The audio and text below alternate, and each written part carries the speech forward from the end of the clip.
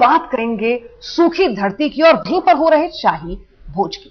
आप सोचेंगे कि भाई हमारे पड़ोस में अगर कोई भूख से बिलबिला रहा हो तो शायद सुकून के साथ अपने मुंह में खाने का निवाला भी आपसे न डाला जाए, लेकिन यह बात शायद हर किसी पर लागू नहीं होती। तभी तो भयानक सूखे से परेशान महाराष्ट्र में शादियों पर करोड़ों उड़ाए जा रहे हैं। और ताजा मामला है सांगली का, जहां एनसीपी से जुड़े एक नेता ने शाह खर्ची का एक नया इतिहास रच डाला है।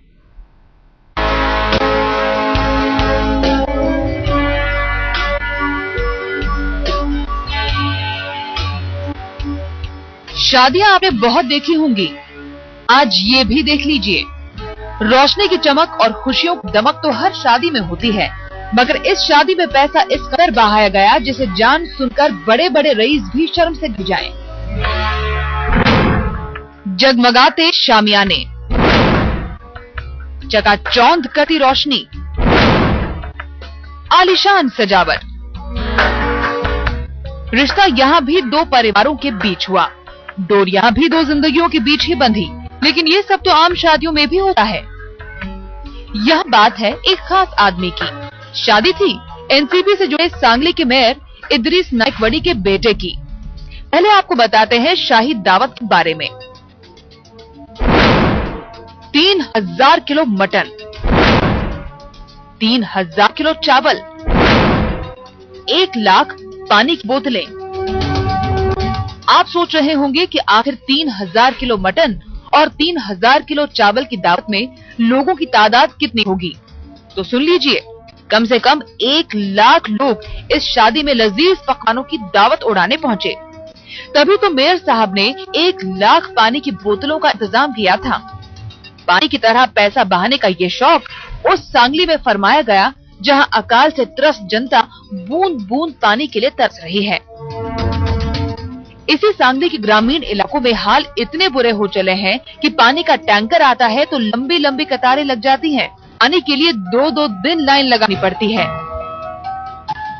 लेकिन मेयर साहब को जनता की तकलीफ से क्या वास्ता, उन्हें तो जमाने को दिखानी थी अपनी शान और शौकत। अपने बेटे की शादी को बनाना था ऐतिहासिक शादी, तभी तो उन्होंने 1 लाख लोगों को मटन और चावल की दावत दे डाली। इसी सांगली जिले में सूखे ने धरती का सीना चाक कर दिया है। किसानों के भूखों मरने की नौबत है। हाल ही में 2 किसान खुदकुशी भी कर चुके हैं। जानवरों को चारा तक नहीं नसीब हो रहा। लेकिन उसी सांगली के मेयर ने शाह खर्ची की ऐतिहासिक मिसाल पेश कर दी। जरा भीड़ का नजारा तो देखिए, जहां तक नजर जाती है आदमी ही आदमी। मानो ये शादी नहीं, किसी राष्ट्रीय स्तर के नेता की रैली हो। अब जहां इतनी जनता जुटेगी, वहां से नेताजी दूर कैसे रह सकते हैं? सांगली महाराष्ट्र के गृह मंत्री आर पाटिल का गृह जिला है। वन मंत्री पतंगराव कदम भी यहीं से चुनकर आते हैं। दोनों नेता इस शाही शादी में शामिल हुए। गृह मंत्री आर पाटिल ने तो बाकायदा स्टेज पर जाकर तस्वीरें भी खिंचाई। सांगली के मेयर इदरीस नाइकवड़ी महाराष्ट्र की सत्ताधारी पार्टी एनसीपी से ताल्लुक रखते हैं, जिसके मुखिया शरद पवार शादियों में शाह खर्ची न करने के उपदेश दे चुके हैं। लेकिन सांगली में हुई इस शादी को देखकर लगता नहीं कि एनसीपी के नेता अपने मुखिया की बातों की परवाह करते हैं। वरना सूखे की मार झेल रहे इलाकों में अपनी आन बान का ऐसा प्रदर्शन करने से पहले मेयर साहब एक बार जरूर सोचते। स्वाति चिखलीकर, सांगली, आज तक। एनसीपी नेताओं को मानो फिजूल खर्ची का शौक चढ़ा हुआ है। अभी पिछले हफ्ते एनसीपी विधायक भास्कर जाधव ने अपने घर की शादी में राजे रजवाड़ों जैसी शान शौकत दिखाई। एनसीपी प्रमुख शरद पवार बिगड़ खड़े हुए कि भाई जब सूबे में अकाल पड़ा है तो खुशियों के नाम पर नेताजी ये शाह खर्ची क्यों कर रहे हैं? नेताजी ने भी फौरन दलील पेश कर दी कि सारा जिम्मा मेरे दोस्तों ने उठाया है। चलिए आपको शाह खर्ची की एक झलक दिखाते हैं।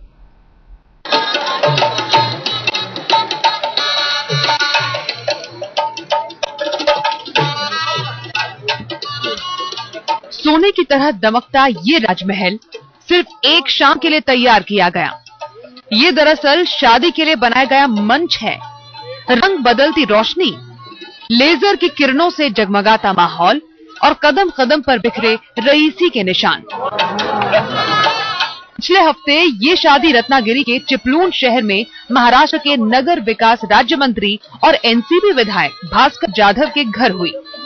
मंत्री जी के बेटे और बेटी की शादी में चंद घंटों की खुशियों के लिए लाखों की रकम लुटा दी गई।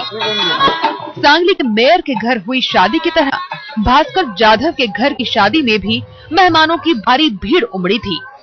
मेहमानों में मुख्यमंत्री पृथ्वीराज चौहान और उप मुख्यमंत्री अजीत पवार से लेकर तमाम नेता और मंत्री शामिल थे। ये उसी महाराष्ट्र की जनता के नुमाइंदे हैं जहां एक बड़ा इलाका भयानक सूखे से जूझ रहा है। एक तरफ दाने दाने को मोहताज जनता है, दूसरी तरफ शादी ब्याह के नाम पर शान दिखाते नेता। एक तरफ प्यास बुझाने के लिए पानी मिलना भी दुश्वार, दूसरी तरफ जश्न मनाने के लिए 1 लाख बोतल पानी। खैर, भास्कर जाधव की शाह खर्ची को लेकर सवाल उठे तो मंत्री जी ने फौरन अपनी लंबी चौड़ी हैसियत और समर्थकों की फौज का वास्ता दे दिया। कहने लगे, सारा जिम्मा तो उनके दोस्तों ने उठाया है। मेरे पास मेरे 25-30 साल से जो फ्रेंड्स हैं जुड़े हुए हैं, मैं तो कुछ नहीं करता। वो हजारों लोग वो ग्राउंड पे कूद कर दिन रात काम कर रहे थे, इसीलिए ये फंक्शन बढ़ा। जल्द ही बात एनसीपी अध्यक्ष और केंद्रीय कृषि मंत्री शरद पवार तक जा पहुंची। एक तो खेती किसानी की जिम्मेवारी, ऊपर से कृषि मंत्री का उदा। पवार भले क्या कहते, उन्होंने फौरन नाराजगी दिखाई और शाह खर्ची पर लगाम लगाने का भाषण झाड़ दिया। साहब रात को मीटिंग करके चले गए, लेकिन मुझे ये मालूमात है 3000 ऊपर कुछ करोड़ की मदद उसमें मांगी है। अभी पहली मदद आई 778 करोड़ की, वो आई खरीद के लिए।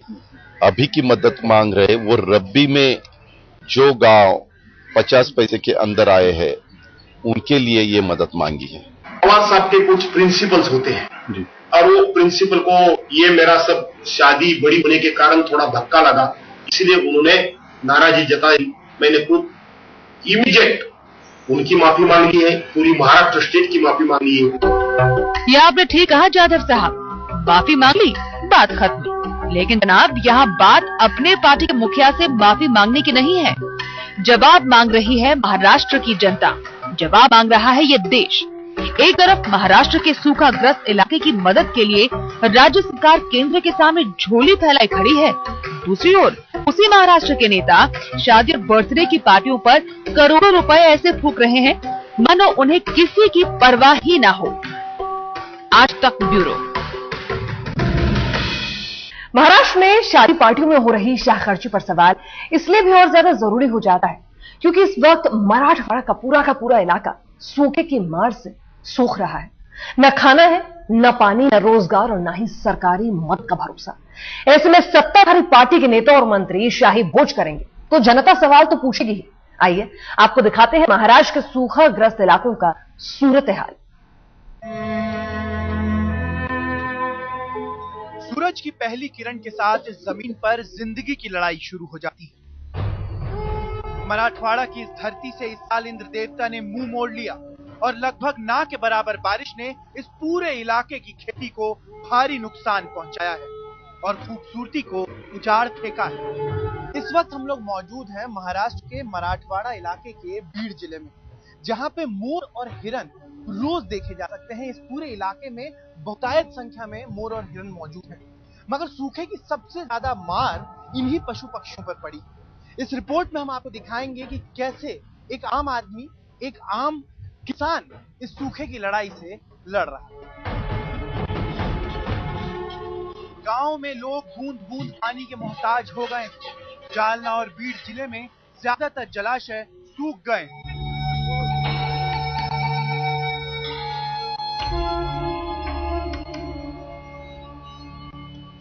लोगों को पानी लाने के लिए कई किलोमीटर तक पैदल चलना पड़ता है। पीने का पानी तो दूर से लाना पड़ता है, 2-2 किलोमीटर से लाना पड़ता है। एक कैन रहता है 20 लीटर का, वो भर के लाना पड़ता है पीने के लिए।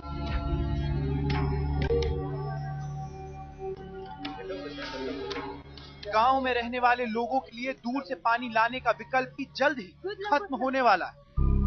मराठवाड़ा के इस इलाके में जब सारी उम्मीद सूख जाती है, तब यहाँ के लोग मजबूरी में सूखापुरी जैसे बाजार आते हैं और बाजार में बेचते हैं औने पौने दाम पर अपनी बेशकीमती जिंदगी के स्रोत।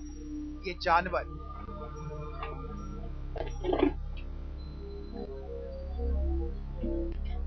लेकिन सूखापुरी आकर भी जिन जानवरों की किस्मत सूखी रह जाती है, जिनके भूखे पेटों को चारा खिलाने वाला भी नहीं मिलता, वो कटने के लिए कसाई खाने पहुंचा दिए जाते हैं।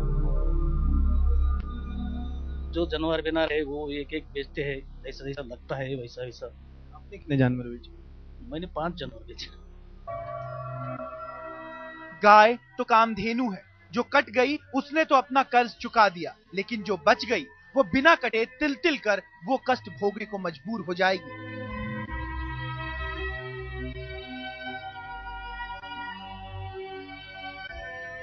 क्योंकि 2 महीने बाद इस इलाके में बूंद बूंद पानी को खुद इंसान तरस रहा होगा।